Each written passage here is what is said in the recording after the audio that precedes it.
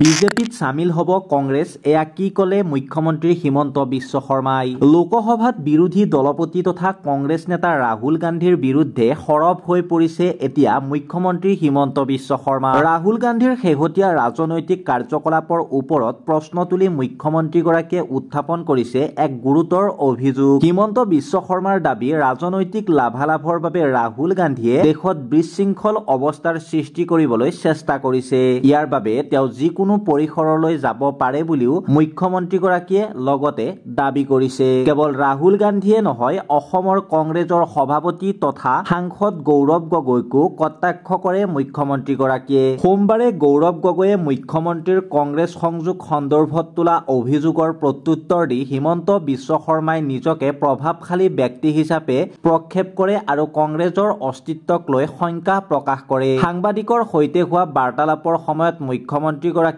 কংগ্ৰেছ নেতা ৰাহুল গান্ধীক সুৰধাৰ সমালোচনা কৰে ৰাহুল গান্ধীয়ে সংসদত পাকিস্তানক সমৰ্থন কৰাৰ লগতে দেশৰ বিৰুদ্ধে নেতিবাচক মন্তব্য কৰাৰ অভিযোগ তোলে মুখ্যমন্ত্ৰী হিমন্ত বিশ্ব শৰ্মাই ৰাহুল গান্ধীয়ে দেশত বিশৃংখলতা কৰিবলৈ যিকোনো পৰিসৰলৈ যাব পাৰে কেতিয়াবা ধৰ্মৰ নামত কেতিয়াবা ভোটৰ নামত আৰু তেওঁৰ পৰা মই কেতিয়াও ইতিবাচক কথা শুনা নাই আৰু সংসদ তেওঁলোকে যিদৰে পাকিস্তানক সমৰ্থন কৰিছিল সেয়া স্পষ্ট হৈ পৰিছিল জনসাধাৰণে নিশ্চয় ৰাহুল গান্ধীক পাঠ শিকাব তেওঁ কয় ইফালে গৌৰৱ গগৈক কটাক্ষ কৰি হিমন্ত বিশ্ব শৰ্মাই অসম কংগ্ৰেছে আগন্তুক বিধানসভা নিৰ্বাচনত নিজৰ পৰাজয় ইতিমধ্যে মানি লৈছে বুলিও মন্তব্য কৰে গৌৰৱ গগৈয়ে কোৱাৰ দৰে 4টা ফোনৰ উদ্ধৃতি দি মুখ্যমন্ত্ৰীয়ে কয় মোৰ এটা ফোন প্ৰমোদ বড়োলৈ যায় আন এটা হাগ্ৰামা মহিলাৰীলৈ যায় তৃতীয় ফোনটো